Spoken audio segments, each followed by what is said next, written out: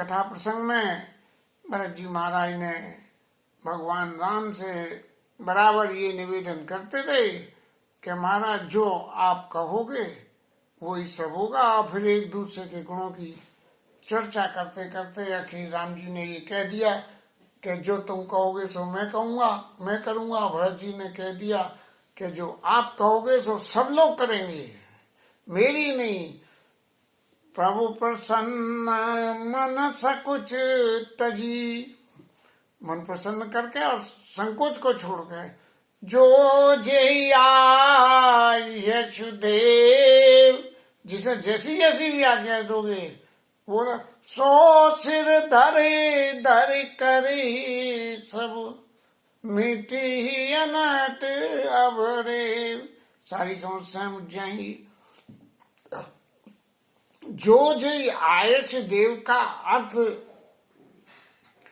ऐसा भी लिया जा सकता है कि ऐसा ना हो कि मंत्री कह दे कि नहीं ऐसा होना चाहिए जैसा भरत जी के आने पे हुआ कि भाई मंत्री भी कहने लगे, गुरु जी भी कहने लगे, प्रवासी भी कहने लगे, माताएं भी कहने लगी कि राज्य कर लो। और भगवान राम यदि ये कह दें कि भरत जी राज्य करेंगे तो फिर उसके बाद भरत जी वन में जाएंगे तो फिर ऐसा नहीं हो कि फिर कोई किंतु परंतु करने लगे। इसलिए सो सिर धर धर करे सब मिट्टी रेट। और भरत बचनी सुने, भरत बचन सोची,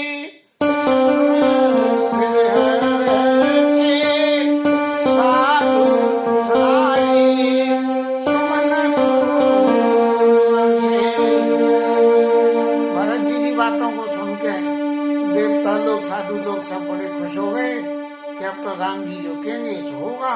अब जब राम जी कहेंगे और कोई बात काटेगा ही नहीं उनकी तो जो कुछ भी होगा, हर इच्छा भावी बलवाना, भगवान की इच्छा होती है जो जैसा है सो सब है ना।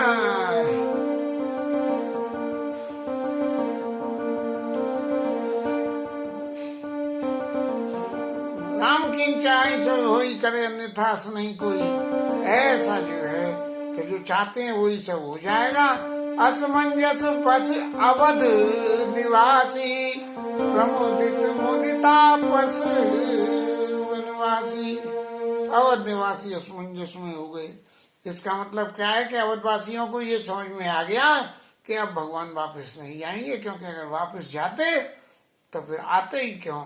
और प्रमुदित मुनि तापस वनवासी, और वनवासी लोग सुखी हो गए कि अब तो ठाकुर जी हमारे यहीं रहेंगे। चुपा ही रहे रघुनाथ सकोची,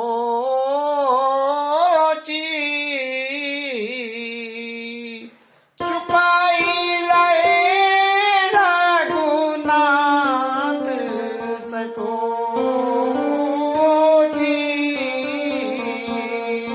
प्रभु गति देखी सभा सब सोची।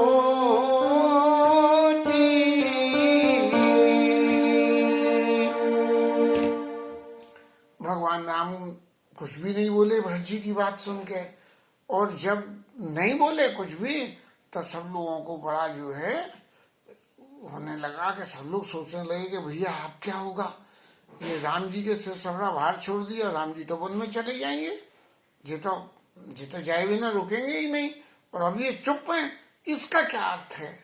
इसका चुप ही रहे ना सभी। प्रभु को तो देख सभा सब सोची, सभा सब सोचने लगी कि भगवान राम इसका मतलब तो असमंजस में पड़ गए कि भरत जी की भरत भगति बस भईमती बोरी, भरत जी भरत कहीं सोई किए भलाई यस कही राम रहे अर गई।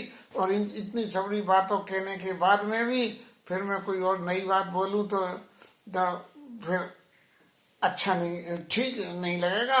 ये सोच के भगवान राम अपने चित्त में विचार करने लगे। लेकिन तभी जैसे सीरियलों में सीन पलट जाते हैं, ऐसे ही गोस्वामी जी ने सीन पलट दिया। क्या करा कि जनक जी के दूत उस वक्त जनक जूता अवसर आ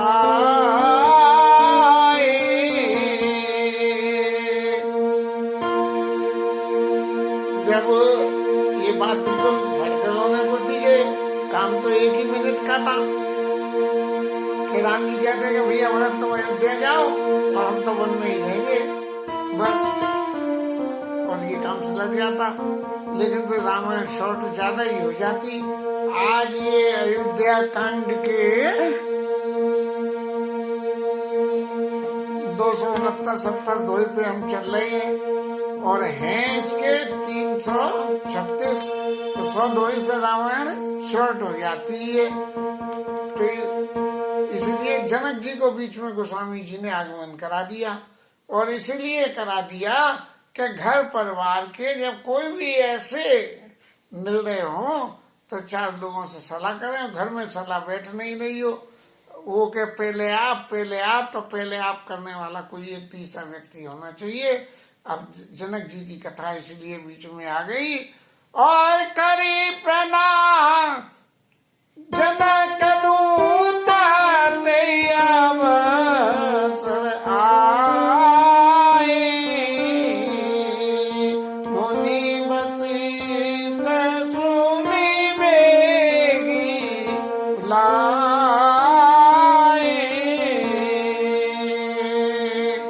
वशिष्ठ मुनि ने बुला दिया। जब उन्हें खबर मिली कि जनक जी के दूत आए, अब तो बड़ा संकोच हो गया। बात है बिटिया के ससुराल में और समधी साहब पधार रहे हो, तो ससुराल वालों को तो संकोच होता ही है कि भाई इन सबके सामने यदि कोई भी हमारे घर की फजीती फैली तो वो हमारे समझाने में कैसे पहुंच गई। लौकिक जगत में तो यही रीति है, लेकिन ये तो भगवान की लीला है। इस लीला में लौकिक रीत की बातों को विचार करने के लिए कोई स्थान नहीं है।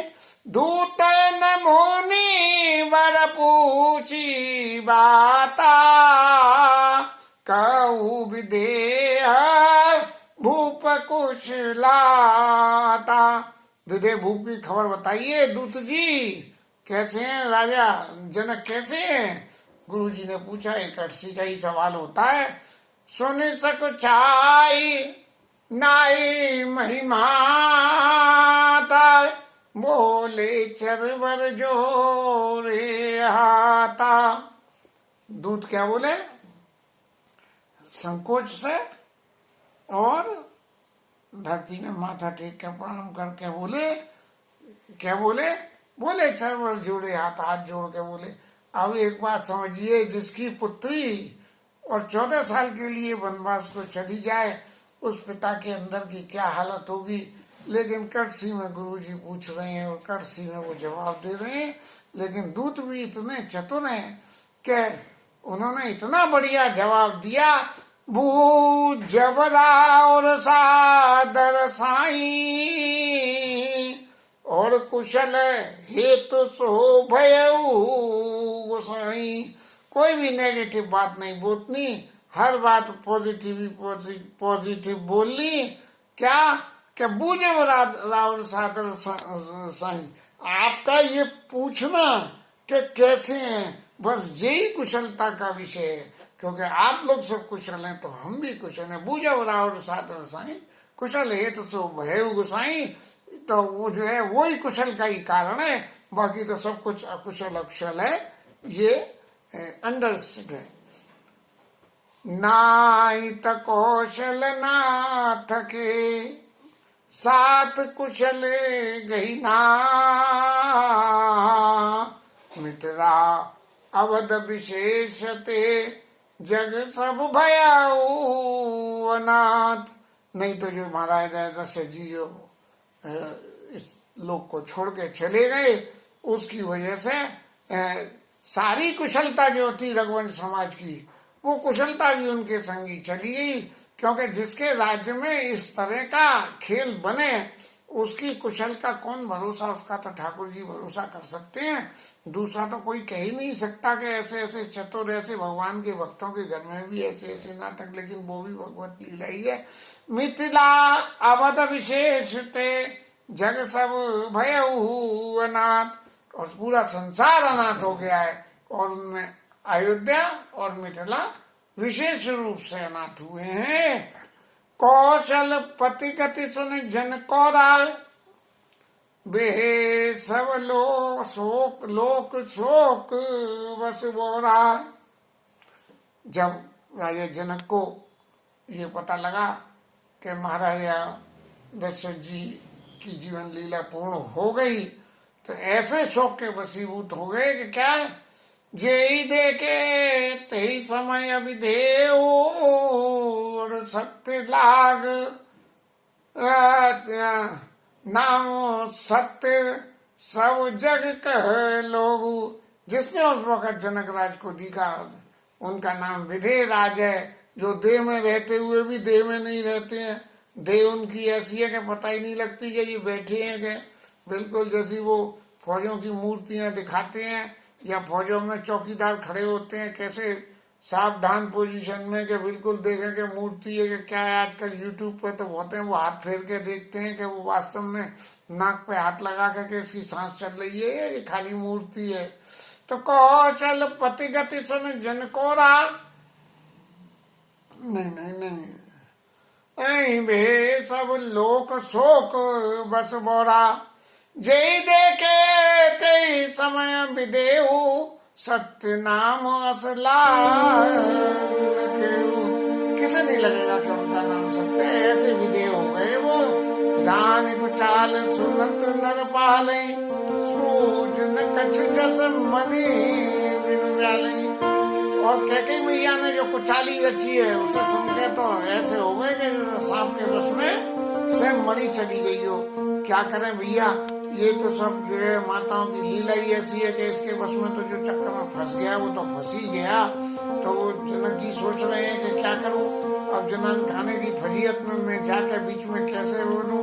और भरत राज राउरबन, भरत राज रघु बर बन बासु बासु बामित ले सही रासु। भरत जी को राज्य और राम जी को वनवास, ऐसा सुन के भा मिथिले सही हृदय रासु, ऐसे हृदय में तकलीफ हुई जिसका नाम विधेयता, और विधेय होके फिर सधे में आ गए। उनको बहुत तकलीफ हुई और नप बूझे सब सचिव समाजू, काऊ विचार करी काजू। सब अपने मंत्री लोगों को पूछा कि अब भैया ऐसे में क्या करना चाहिए, समझाने में इस तरह का उद्यम हो गया है तो हमें क्या करना चाहिए। तब जो लोगों ने जो समझाया, समुझी अवधा विधि असमंजस दो, चली अकिरैयन का कछु कि हमें अयोध्या जाना चाहिए कि नहीं जाना चाहिए, ऐसे में क्या करना चाहिए। क्योंकि जब ये बीच में जो है जनाना मैटर घुस गया है तो हमारी तो किसी तरह से हमारी पहुंच तो मर्दाने तक है, और जिनके पास पहुंचे हमारी वो तो बेचारे चले गए हैं। तो हमें अयोध्या जाना चाहिए या नहीं जाना चाहिए, कोई भी इस बात पे उनको सहमति नहीं दे पाया। तब न पाई धीर धरी हृदय विचारी, राजा ने हृदय में धीरे धारण करके विचार किया और क्या करा कि छदी की रही पठे अवध चतुर चरचारी। तो उन्होंने कही भैया ऐसा करो कि पहले तो जो है 4 दूत भेज दो माँ, तो माँ की ये खैर खबर ले आओ कि भरत जी को राज्य होकर सब कुछ आनंद मंगल माँ हो रहा है। इसका मतलब तो खेल खत्म हुआ, हमारा जाना भी बेकार है, जो कुछ होना था वो उनके घर की बातें हो गई। लेकिन यदि वहां कुछ विपरीत है तो ये दूत आके बता देंगे। बूझ भरत गति भाव को भाऊ, और आयु वेग न हो लखाऊ। भरत जी का क्या भाव है इस संदर्भ में। हालांकि जनक जी विधेयराज हैं और वो सब कुछ जानते थे, लेकिन फिर भी भरत जी के चरित्र के ऊपर में समझने के लिए एक रीस्टडी करने का वातावरण जनक जी के समझ में आया। और उन्होंने कही जल्दी जाओ और जाके और वहां देखो भरत जी की जो स्थिति है, उनकी मनोदशा क्या है भरत जी की, उस मनोदशा को देख के और फिर गए अवध छर भरत गति।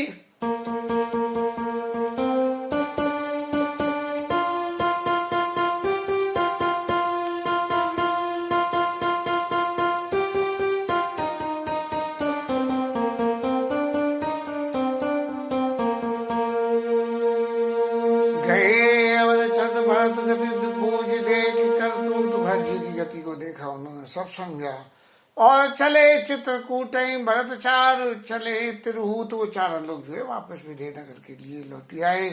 दूतन आए भरत करनी, जनक समाज जथा मति बरनी। जैसी भी बुद्धि थी उनमें, वहां तो खूब चतुरता दिखाया ही है, लेकिन यहाँ के तो जैसी भी बुद्धि थी उस हिसाब से उन्होंने जनक जी को सारा ही प्रसंग सुना दिया।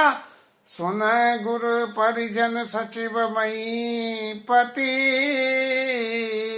भे सब सोच स्नेह विकल मति। सब लोग बड़े सोच में हो गए कि जहाँ एक तरफ ये अंदेशा लग रहा था कि भरत जी का इसमें क्या सम्मत है क्या नहीं है, और वहाँ भरत जी के स्नेह की जो गति दूत देख के आए हैं, तो सब लोग जो है इस तरह से परेशान हो गए ये वहाँ की कथा को देख के कि मैं क्या करना चाहिए क्या नहीं करना चाहिए। धर धीरज कर भरत बढ़ाई, और लिए सुबट साहनी बुलाई। भरत जी को तो जानते थे, भगवान के अंशावतारी हैं भरत जी, और विधेयराज तो भगवान को सब तरह से जानते हैं। तो उन्होंने जो है अपने हृदय में धैर्य धारण करके और फिर ये विचार करके कि भाई मुझे अब जो है चित्रकूट में चलना है, और कैसे चलना है। घर पुरदेश राख रखवारे, हाय गए रथ बहुजान समारे। सब जो है रथ पर सजा के और महाराज जो है वो चल दिए, और दुगड़ी साथ चले। दुगड़ी घड़ी कोई होती होगी, मैं तो जानता नहीं हूँ, उसको लेके और चले। और रास्ते में कहीं भी जनक जी ने विश्राम नहीं कहा है और किया है। और भोर आज नहात प्रयागा, चले जमुनोतरन सब लागा। और आज सुबह वहाँ स्नान करके, प्रयाग में स्नान करके और जमुना पार उतरने के लिए चले, और हमें आपकी खबर लेने के लिए भेजा है कि हम आप लोग कहाँ हैं, हम जाएं और जाके ये खबर ला के दें। ऐसा कह के उन दूतों ने वहाँ प्रणाम कराए, और फिर गुरु जी महाराज ने 7 किरात 6 सातक दीने, और मुनिवर तुरंत विदा चर कीने। 6-7 किरातों को संग दे दिया कि इन्हें रास्ता दिखाओ और ले आओ। सुनत जनक आग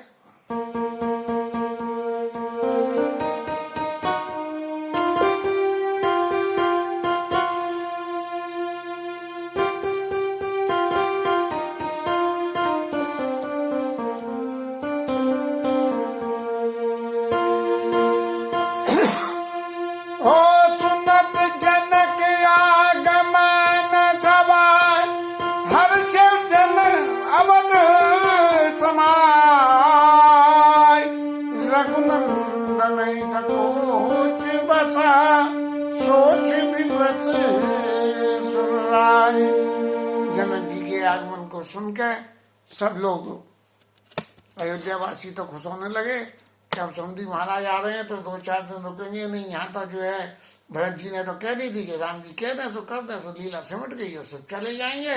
लेकिन अब जनक जी आ रहे हैं तो 2-4 दिन तो फिर रुकना हो जाएगा। और उधर देवताओं महाराज की तो हालत ज्यादा ही पतली हो गई, और वो तो सोचने लगे कि अब जो गुरुओं के गुरु जनक गुरु आ रहे हैं, और ये जो आके जो कहेंगे करेंगे वो सब लोग मानेंगे, और सब लोग मान के फिर राम जी को जो वापस पकड़ के ले जाएंगे। क्योंकि करतल भोग जोग जग जेई, ये सारे जगत की गति जनक जी के लिए तो हाथ में रखे हुए सामने सामने की चीजों की तरह से। इसके साथ आज की कथा विश्राम करनी पड़ेगी। ये पता नहीं कुछ रात को हो गया, बोलने में भी जो है चेस्ट में पसलियों में तकलीफ हो रही है मेरे को। तो आज कथा का विश्राम। ठाकुर जी आज माफी दे दो, कथा हालांकि 20 मिनट ही हुई है, अभी 10 मिनट की कथा बाकी है, लेकिन क्या करूं, मेरे को बहुत तकलीफ हो रही है। जो भी है आज की कथा विश्राम। जय जय सीताराम हरि।